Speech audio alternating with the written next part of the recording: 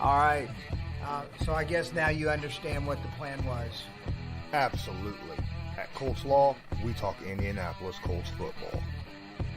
We're going to stick to what we know, fundamentals and technique, 1% better every day.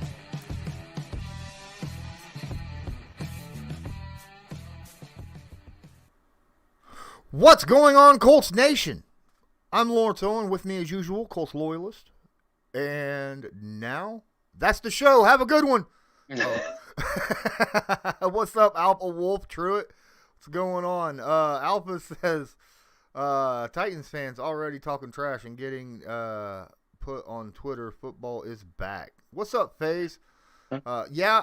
Well, I mean, Titans fans are Titans fans. I mean, every fan base has those fans, right?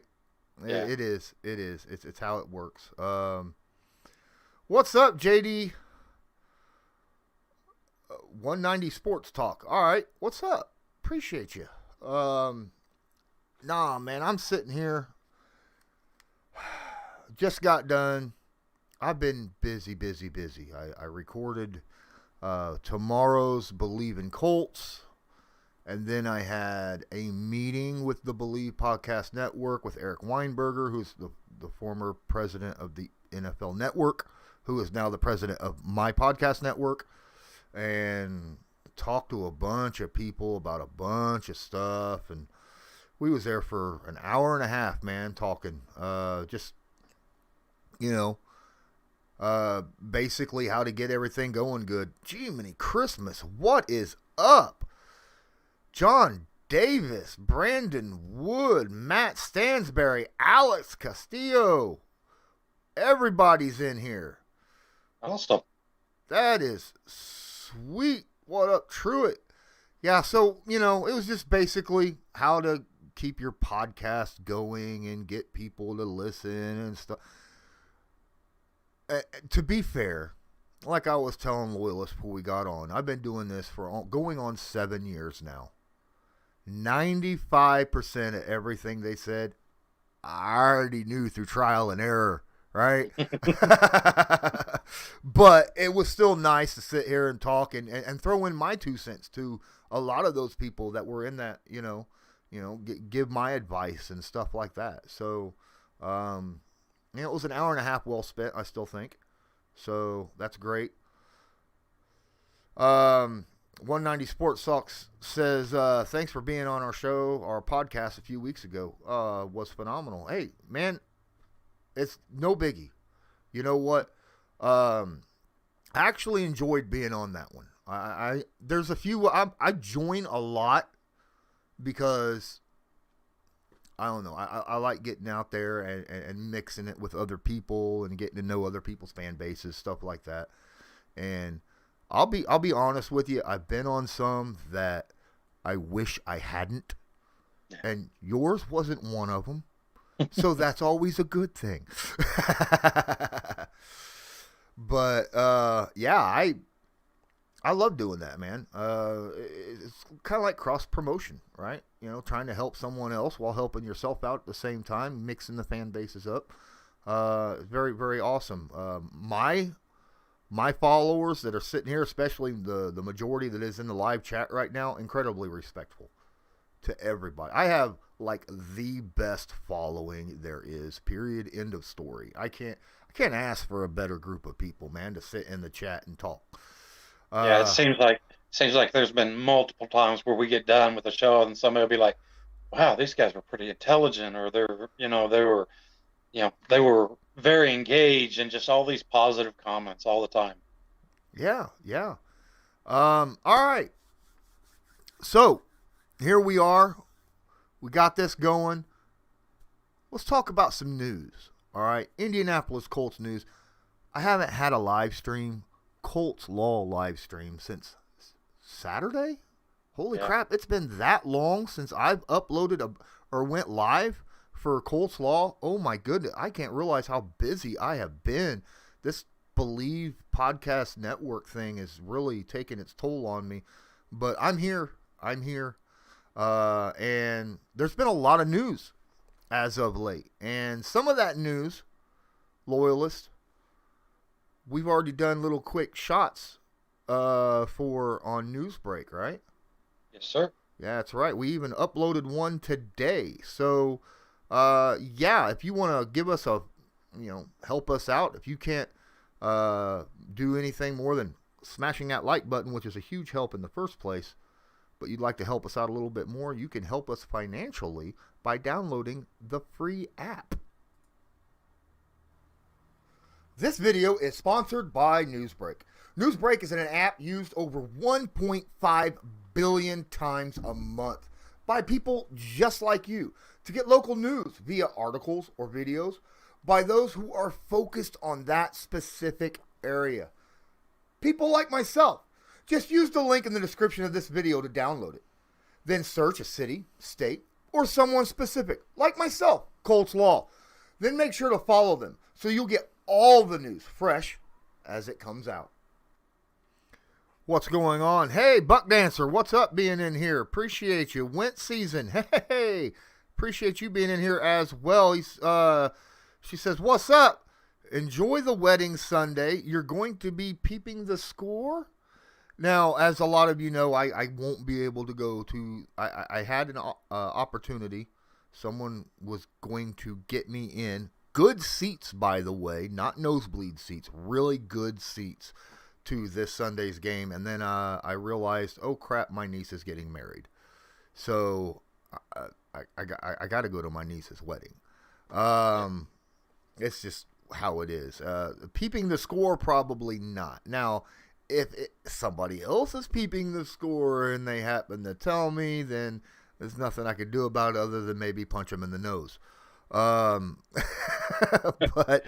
no, for real, after the wedding is over with, I will drive home and I will watch the game in whole.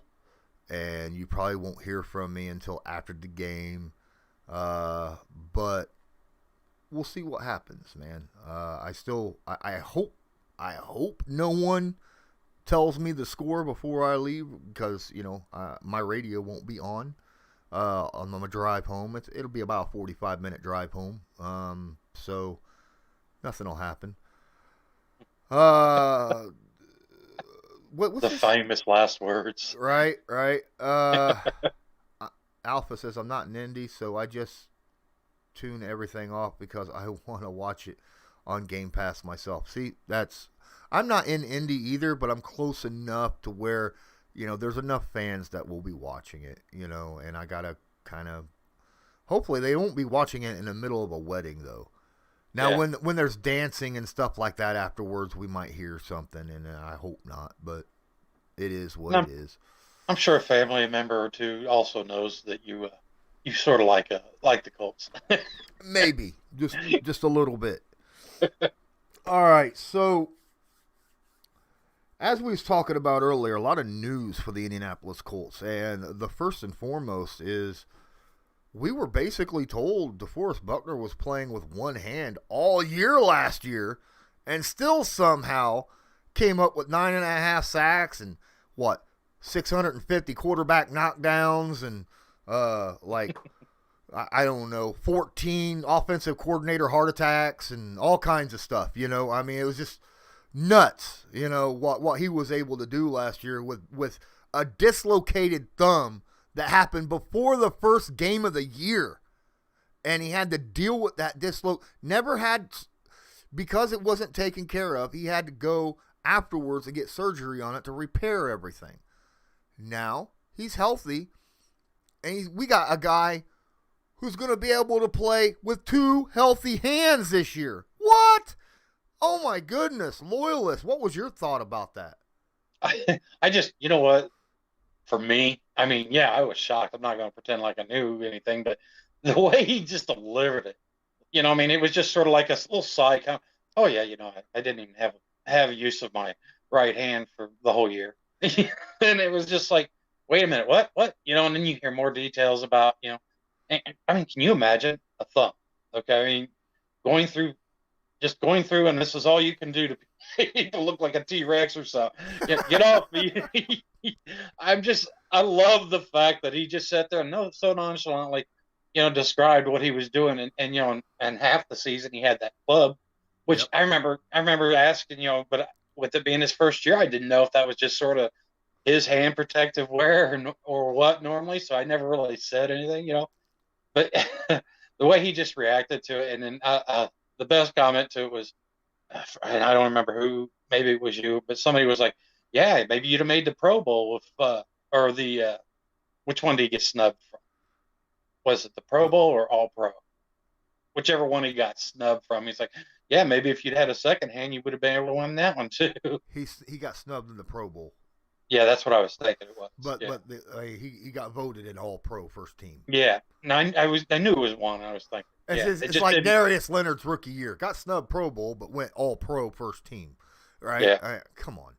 It shows that nowadays Pro Bowl is just a popularity contest.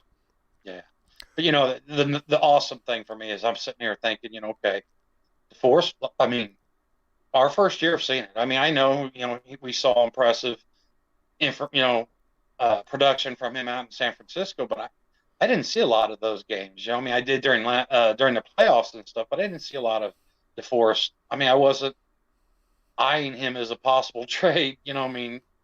Player to be traded or anything. So I was like trying to dig in and find out what I could with DeForest, before we picked him up and stuff. But can you imagine now the leap that he took from even that Super Bowl season that he had in San Francisco, and then when he came and had his best career year with with this, you know what I mean? And it's just like between that and the fact that now he's here another year, like we've discussed, to nauseum. I mean, faster edge rush. Man, this year is just, I can't wait to see. I mean, at first I was like, oh, yeah, DeForest, he's gonna, he'll get double-digit sacks, but I wasn't sure where that ceiling was. Now I have no idea. Now it's just like, now I'm like, I wouldn't be surprised to see 12, 13 sacks from him this year. I mean, it would just be like, okay, he warned us. He was one-handing it last year. It's so funny you keep doing this. It's like the 6'7" tickle monster. All right. What's up, Daryl Ingram? Appreciate you being in here. And Ninkovsky, appreciate you as well. Hope everybody's had a great Wednesday. We just got done talking about DeForest Buckner and expectations, right? Expectations are through the roof for what this guy done last year, basically with one hand, and now a full hand. What? I mean, come on. Other news. You dropped it in the chat. I see. Well, you didn't, but other people I see dropped it in the chat. Jim Irsay's trying to really get that noise going, boy. He's adding extra. He's out there dropping lawn chairs in the end zone, right? He's like, come on, sit down here, right? Look, there's a couple spots on the bench beside Reich right there. You can go put someone there. Oh my goodness, that's amazing though. I mean, that shows you that this isn't just about money for Irsay, right? Because Irsay's a fan of the team itself. He loves football. He's a fan. He wants to get those guys in there. He wants to get all the fans that can fit. And I mean, it's the first time in over a year that the NFL has finally allowed full capacity stadium seating. Yeah. And he's really trying to make that work. And the thing is, it makes all the sense in the world because, I mean, I don't know about you guys, but during the Peyton era and stuff, especially later on in his career, I mean, you just had a bunch of veteran guys. And, yeah, I know they all appreciated the noise and stuff, but it just didn't seem to have the effect. This team, the youth, and, I mean, our defense and the way they play and stuff, it does. I mean, you can – we saw it in preseason. Week 1, preseason, you know what I mean? Everybody's getting loud, hyped, and I'm telling you right now, guys, these guys were running faster. These guys were getting, the noise, the energy really, really drives our defense, I think. And I mean, just like any other sports,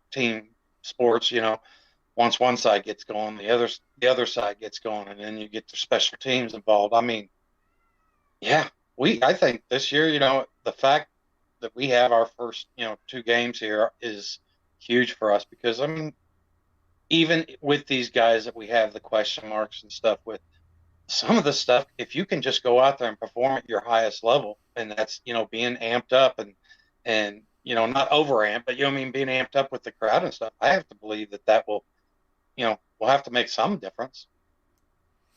Yeah, I think so too. There was some more news in here that says that McAfee, of course, going to be part of opening day. He's going to be smashing the anvil, right? Yeah. To get the game started. He did that once last year too, didn't he? Yeah. Yeah. I was earlier, I was on with during the beers with Owen, and the guy had said that McAfee's 3-0. There's been 3 games where he's been hitting the anvil, and all 3 of them were wins. So if that's true, you know what? KB made a statement. He's like, yeah. He goes, if we can win week 1, I think Irsay will put him in the Ring of Honor just for that alone. Yeah, just to have the opening day win, Yeah. right? I mean, Yeah. good Lord. All right, so some more questions that's been dropped in here. I believe Wyatt's in here. Yes, he is, and he talks about Eric Fisher and says, wouldn't it be incredible? Honestly, it would be a miracle. But yes, it'd be incredible if Eric Fisher, if somehow, some way today his limited practice turns into a full practice tomorrow, and then they're like, you know what? You're a vet. You understand blocking schemes. Get your butt out there. You're good. Your Achilles looks fine. You're not having any kind of flare-ups or anything like that. That'd be awesome. I'm not expecting it. I'm honestly not expecting it. I'm expecting maybe week 2, but this week, it's a little tight. But your thoughts? Yeah. I mean, I'm very, very firm in week 2, week 3. I mean, like I said, up until, starting to do the digging into the surgeon and all that information that you had found out, what was it, April, when we signed him on originally, I was the old school thought, Achilles, year and a half, and then, like you said, new surgeon, different technique, and then what the information was released from Kansas City whenever the surgery was originally done, it was like, okay, so I wasn't totally shocked by it.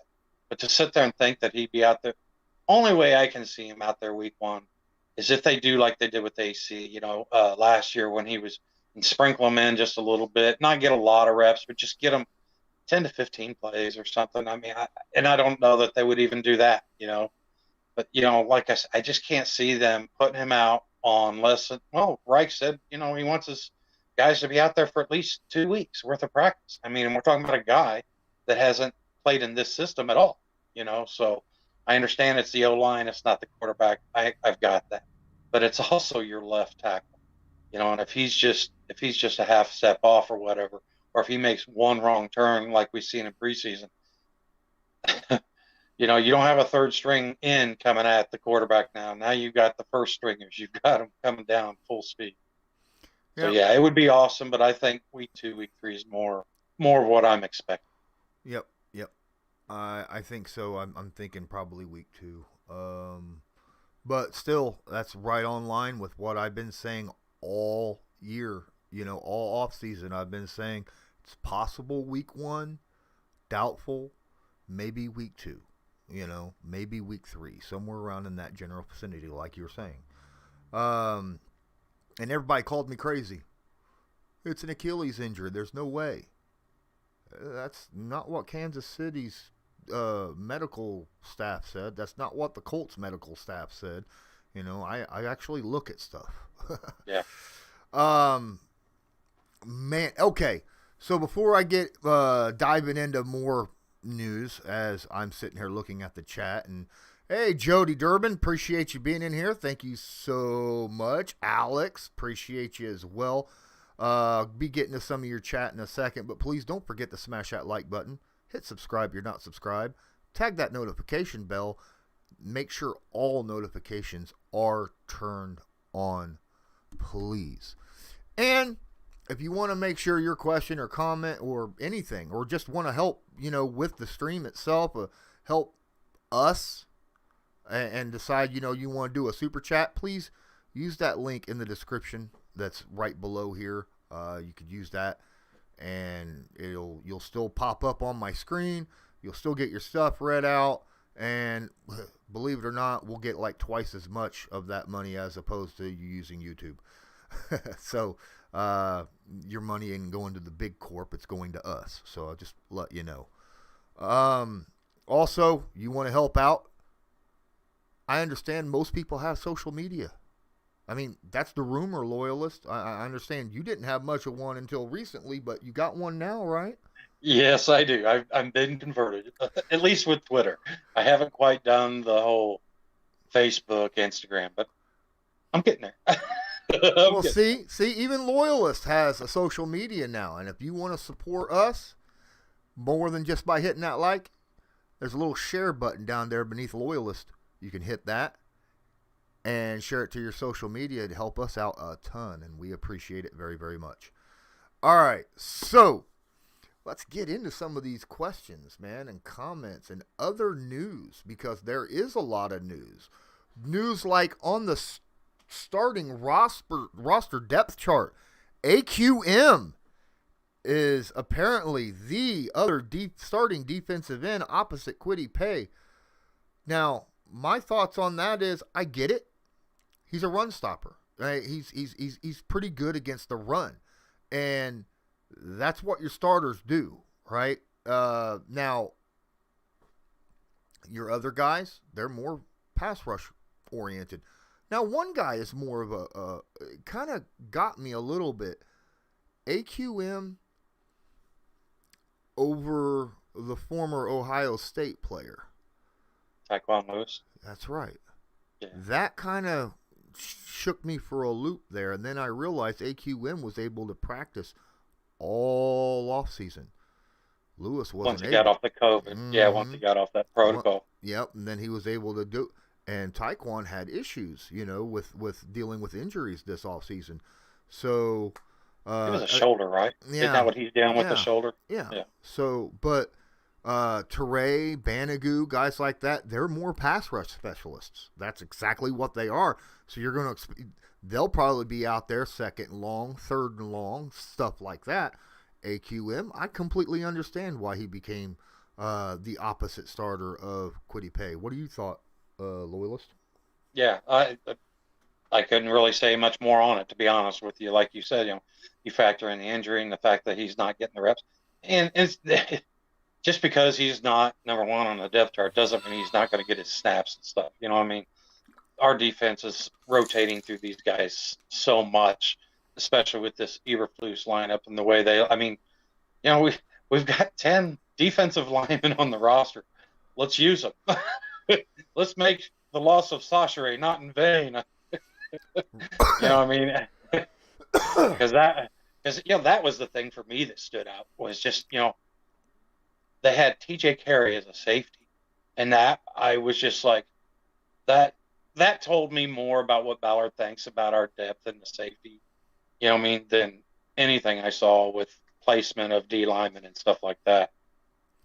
I got a couple donations already dropped in here. TJ Joe says, if they win this, I will be shocked. And I get you. I understand. This is Seattle's offense, very good offense. Defense is a little, I don't know, but they got a couple really good players on that defense, but the offense, very, very, very potent. And like you said, we have question marks with, we'll get into those question marks in a second because it's in the chat. Okay. And then Bishop donates $3. He donated. Bishop donated, but there's no question or comment in there. So Bishop, if you want to drop something and your name's not Bishop that's in the light here on YouTube, let me know you're Bishop and then say something so that I can bring that up. All right, because hey man, 3-dub from each of you and TJ Joe is much appreciated. Thank you so much.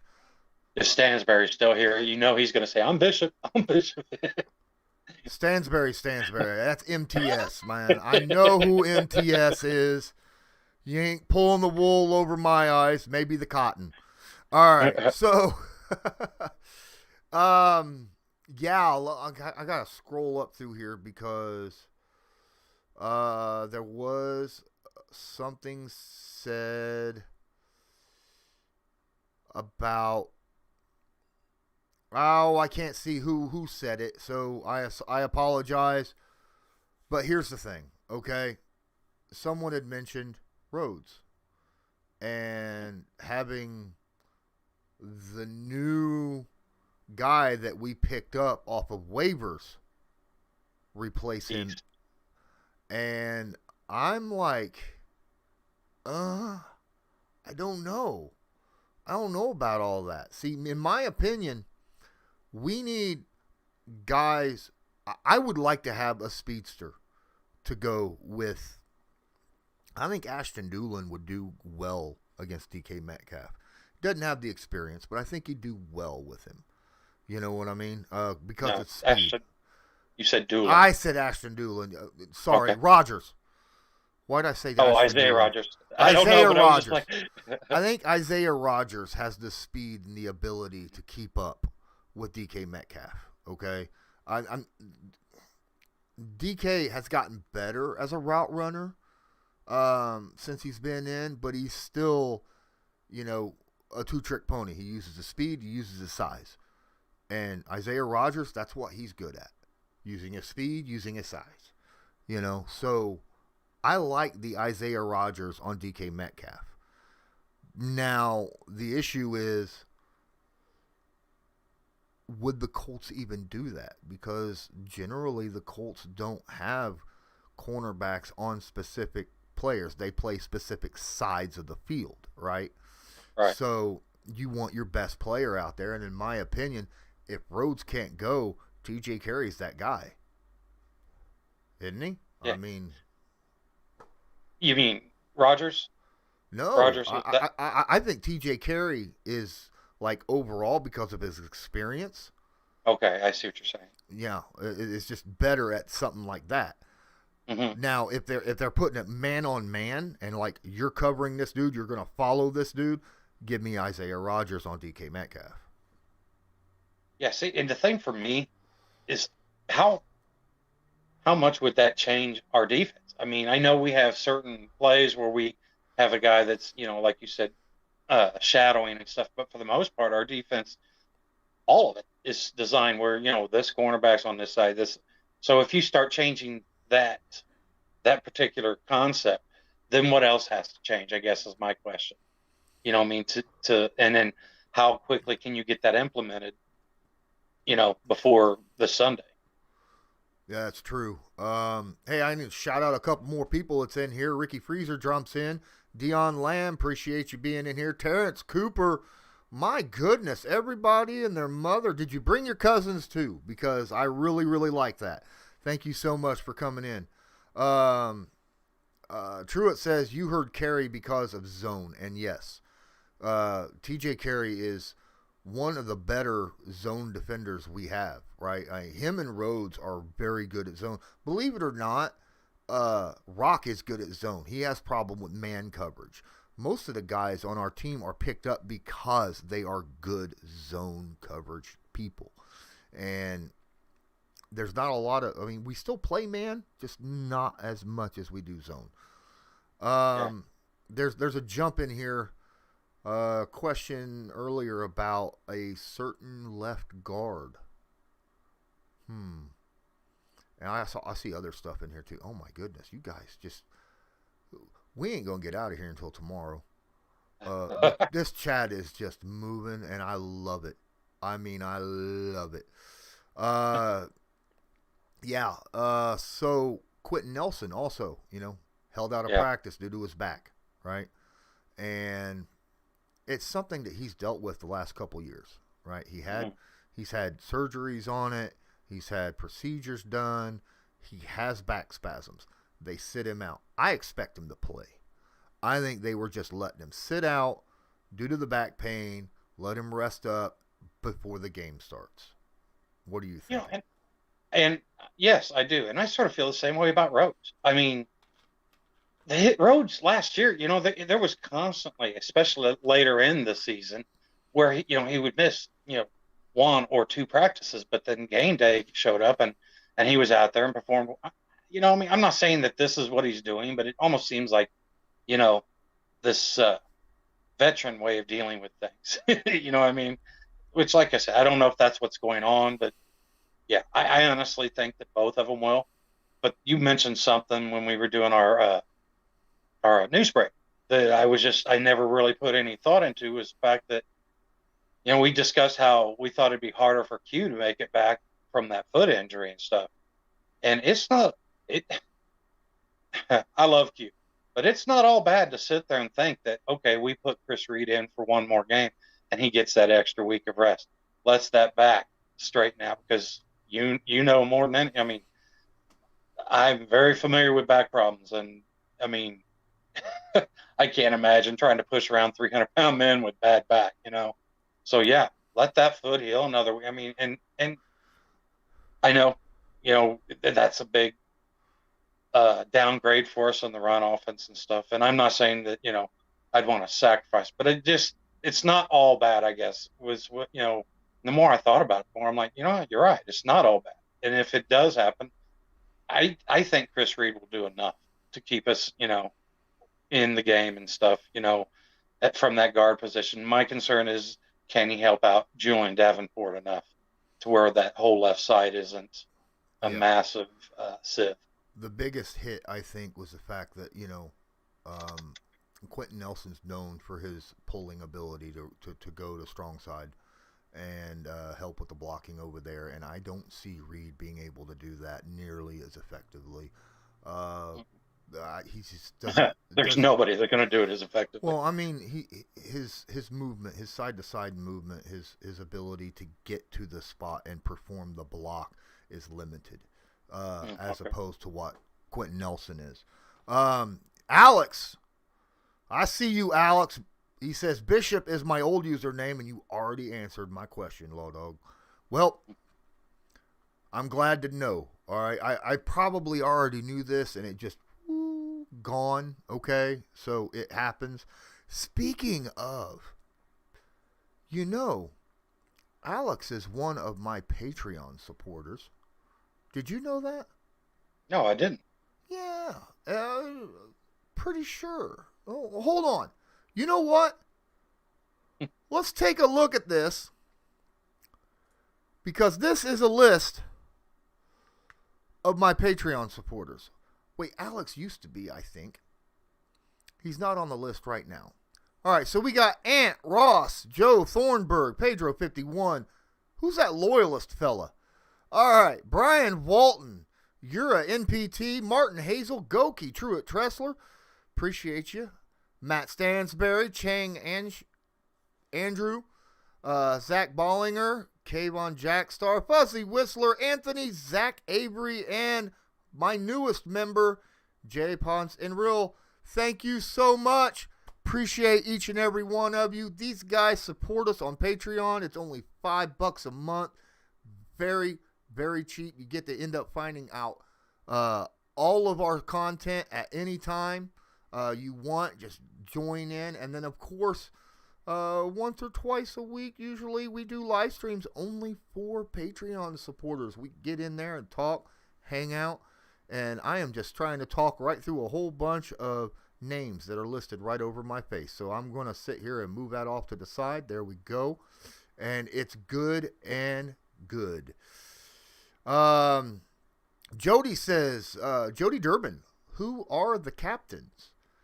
They are the guys who are voted on by their fellow teammates to be the leaders on and off the field. I understand that you're asking for the names, but that is how they become captains. None of the coaches or anything like that vote them. It's their teammates on the team vote them to be captains. And we're looking at Carson Wentz, right? We're looking at T.Y. Hilton. We're looking at Darius Leonard. We're looking at DeForest Buckner. We're looking at Zaire Franklin. I think there's one more. Yeah, 3 offense and 3 defense. So you got Franklin, Quentin Buckner. Nelson. Yeah. Quentin Nelson is the third offensive player. Those 6 people are your team captains for the Indianapolis Colts. So And that's a big deal for this team because, I mean, this team is full of leaders. I mean, think about it, guys. We didn't mention, Kari Willis, Kenny Moore the second.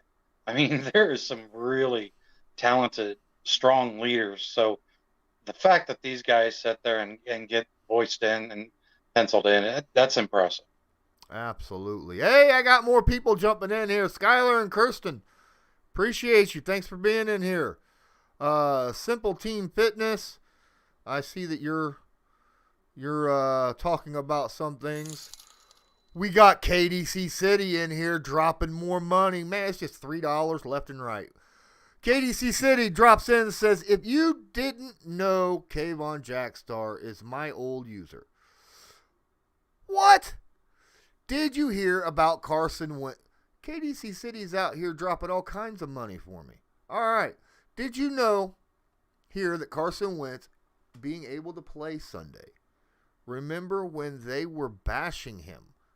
I hope he goes off this Sunday and shuts everyone up.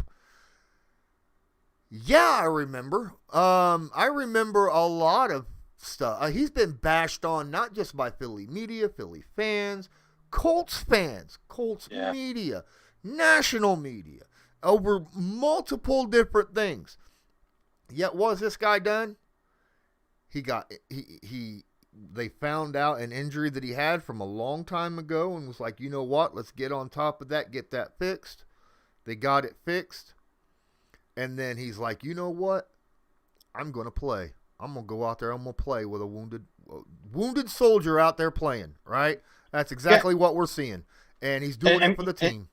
And you think about it, Coach Reich was saying today in his presser, how, Carson's always been a team guy. I mean, in California, Texas, here in Indianapolis, he's traveled all off season. Totally, nobody's forcing him. Nobody's caught, pushing that. Then, we never sit there and somebody needs, some extra help or whatever. You hear about how Carson Wentz was there supporting him. And it drives me. I mean, good heavens, we were trading for Nick Foles. We've like, oh, he's going to be out for 3 months. This dude, whoever you was at KDC, I agree 100%.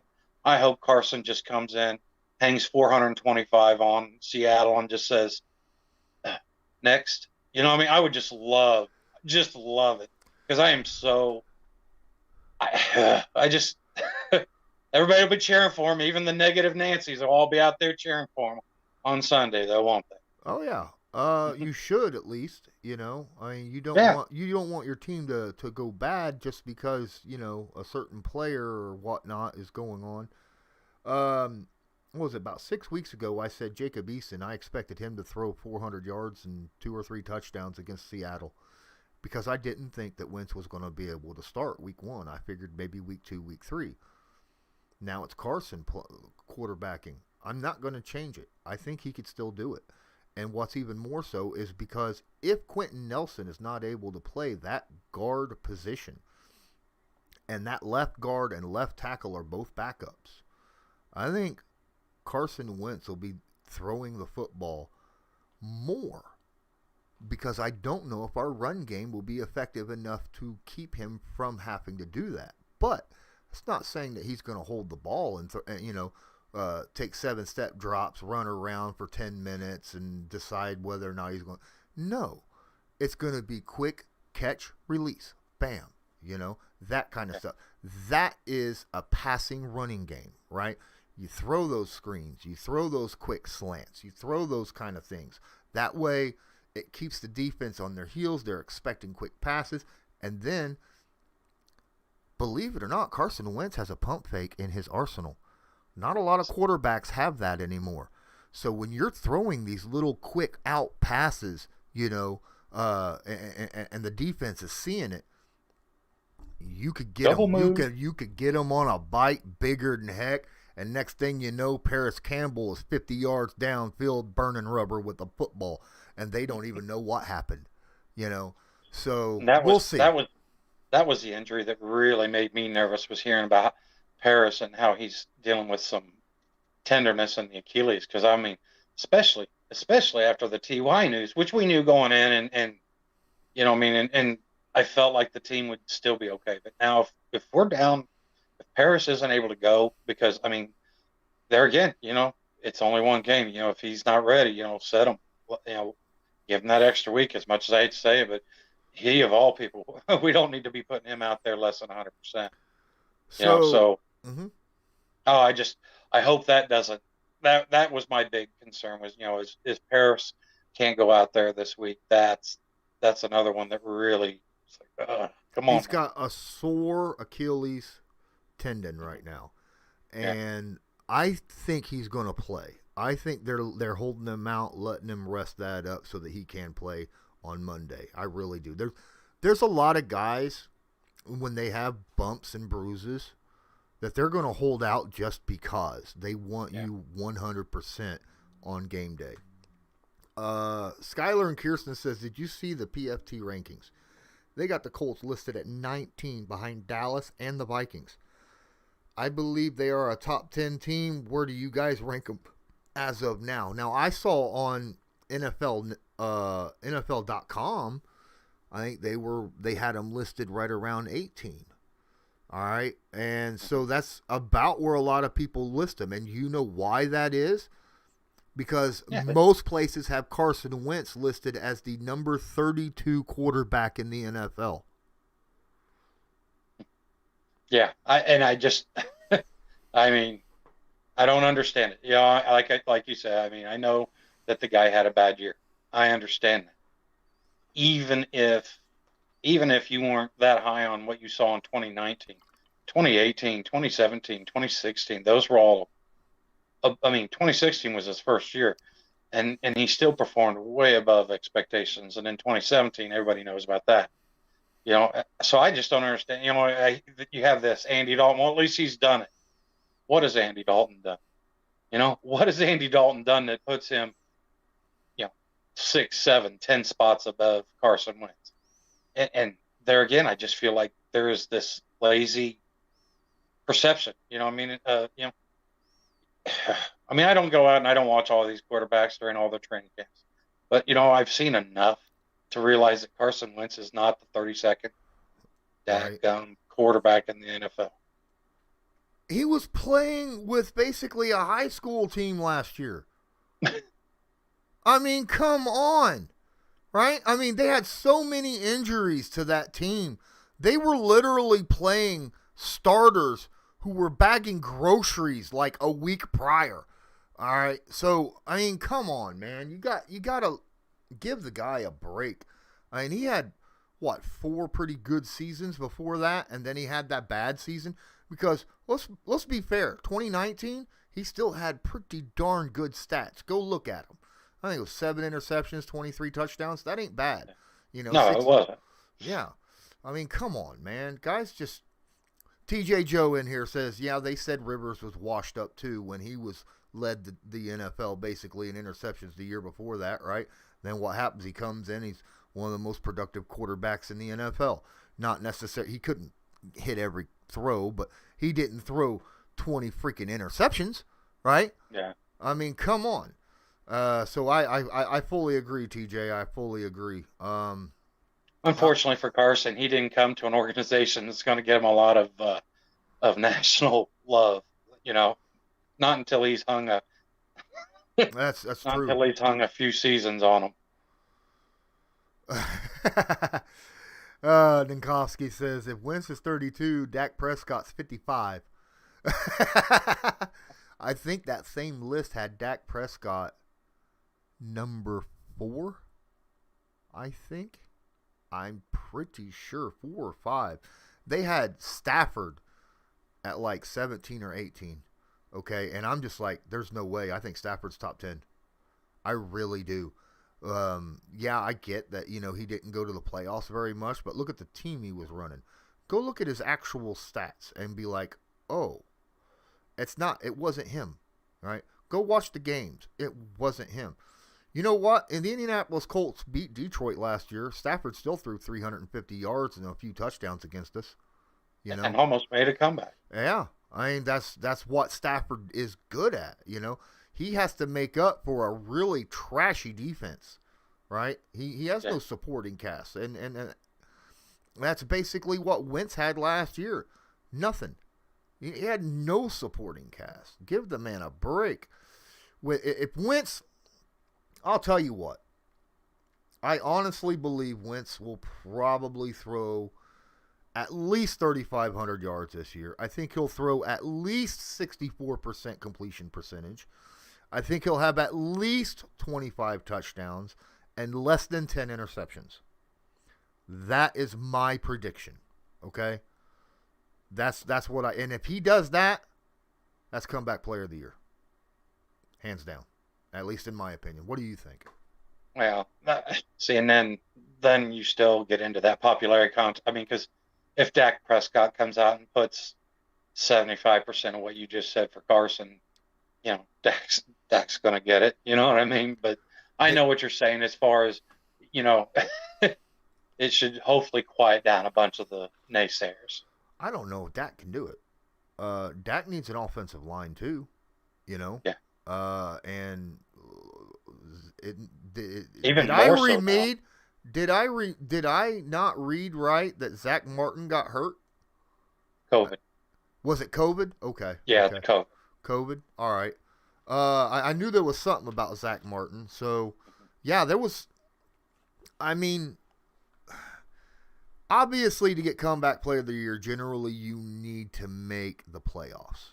When Andrew Luck got comeback player of the year, you know, that's a situation. So, win games, get in the playoffs, get at least close to winning the division. I mean, just somewhere near to where, you know, week 14, you're sniffing the playoffs. If you're sniffing the playoffs, you have a shot at getting comeback player of the year if you do well. That's what I see.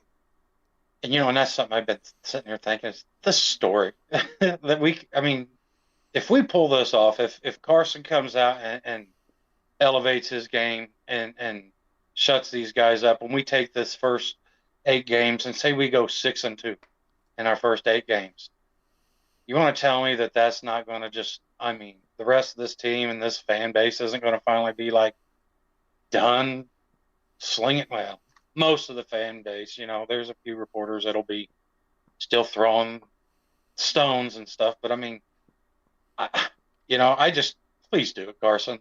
Just shut these guys up. Amen.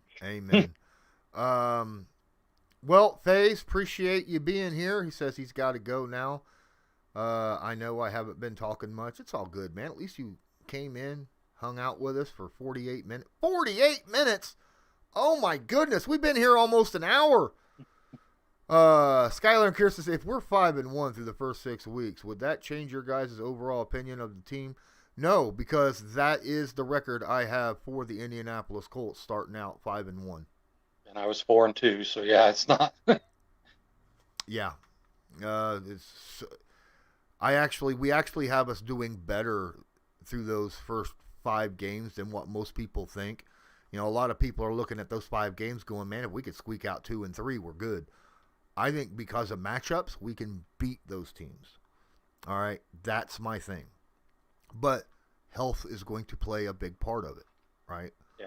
I mean, that's just all facts of that right there. We need a news break. You could go to news break. Truett. No. John says he's got 3-3. Who gets the first sack versus Seattle and first interception? Well, that's right there. Only loss week 2, Lawrence Owen. Yes, that's my only loss is week 2 against the Rams.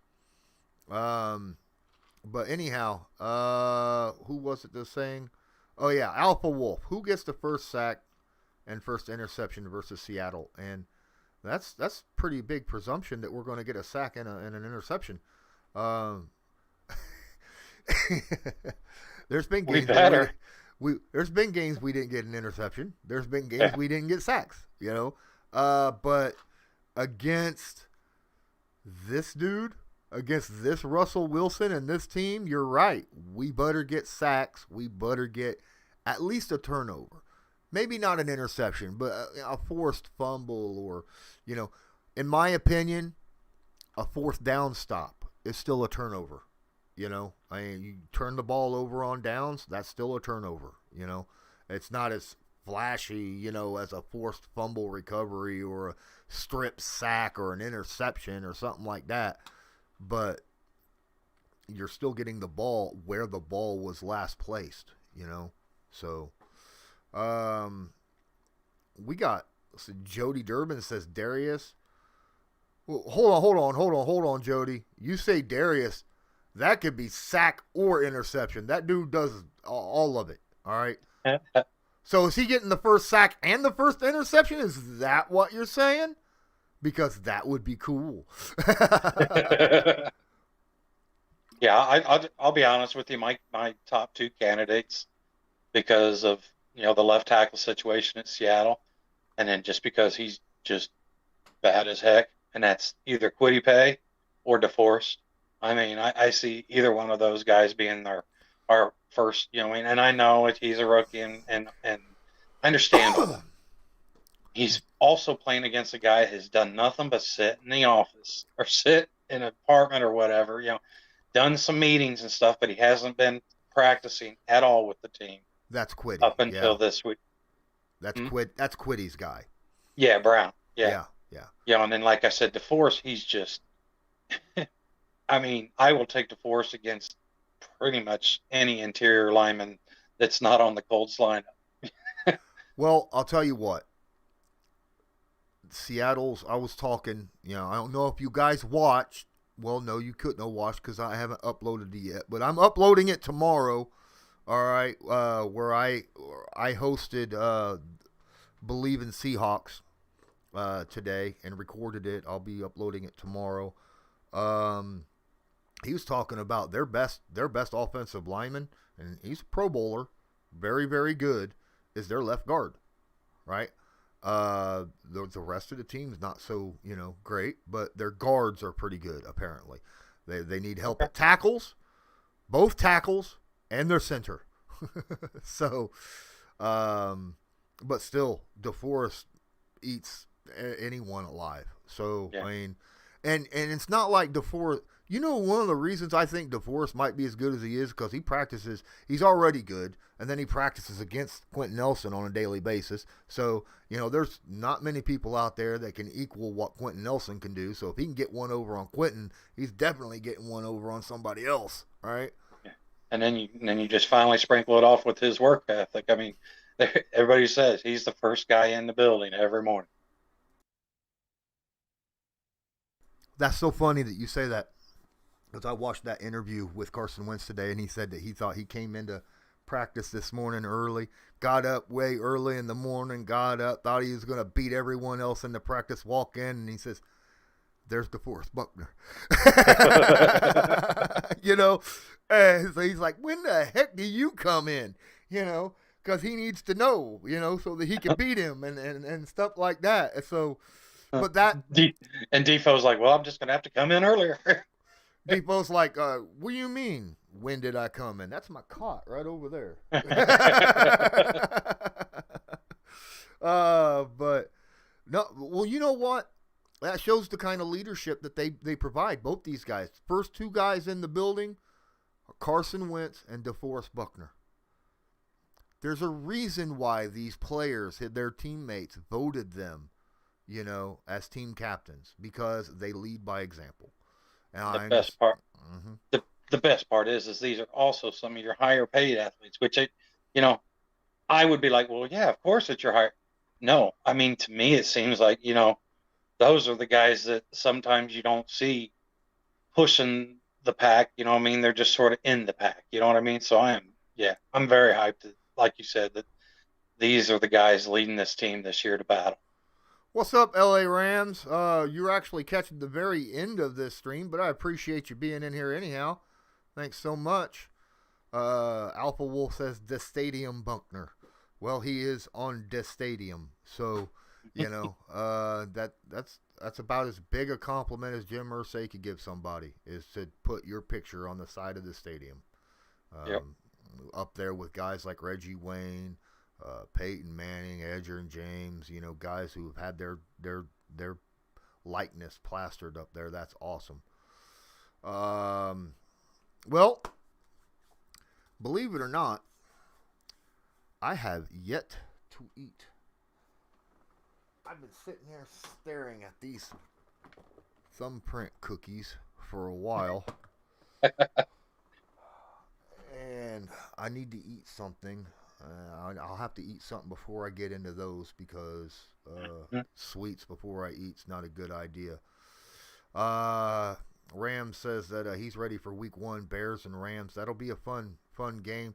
Kind of get a test on Matt Stafford because that Bears defense is not a joke either. So that'll be a fun game to watch.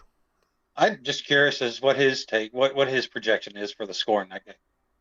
Because I'll be honest, I was surprised to see how many people are saying that Chicago game is going to be as close as it is. Because I feel like LA is going to. Honestly, I would not expect LA to score more than 25 points against that Bears defense. All right. Indianapolis scored 19 last year? Okay. But how many points do you think Chicago is going to score against their defense? That's the thing. That's the thing. Yeah. Yeah. No. I don't. And I mean, I everything I've seen is 3.5, 4 points, and I'm like, what? Did he answer what he thought it would be? No. They're saying we're talking about the Colts and Sea Chickens right now. That's what people in there are saying. But yeah, I just like I said, I was surprised to hear that they were saying 3 and 4 points, because I would have taken the Rams like at least 7, and that's if they aren't fully clicking week 1. Oh no, the Rams are going to score at least. No, win by at least 7. Oh, win by? I mean. Oh yeah. I'll take the Rams by a touchdown all day. But it is what it is, guys. We're gonna have to jump on here. I am starving, hopefully not to death. We'll be back again probably Friday-ish. I will be uploading my Believe in Colts episode that I recorded with Believe in Seahawks tomorrow. Make sure you guys go check that out. Please don't forget to smash the like button. Hit subscribe if you're not subscribed. Tag that notification bell. What's up? Daniel Martin Sonnenfeld. Appreciate you being in here. Thank you so much, Loyalist. Appreciate you as always coming in, giving us your thoughts. And until next time, DeMarco Anderson, damn, you guys always finish just when I join. We've been on here an hour, man. I'm sorry. Just rewind it. All right, until next time, I'm Lawrence Owen. That's Loyalist. And as usual, have a good one.